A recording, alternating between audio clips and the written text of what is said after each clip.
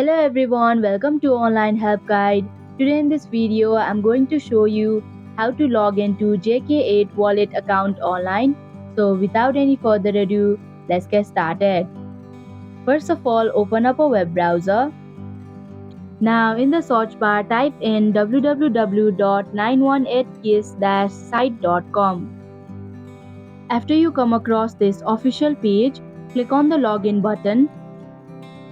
Here you'll have to enter your phone number associated with your account and your valid password. If you do not remember your password, then you can click on Forgot Password link.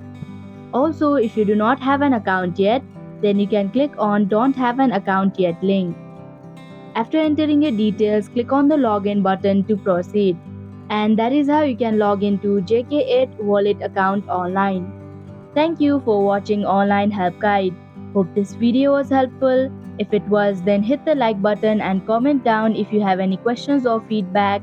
Also, if you are new to our channel, subscribe and hit the bell icon so that you don't miss our upcoming videos.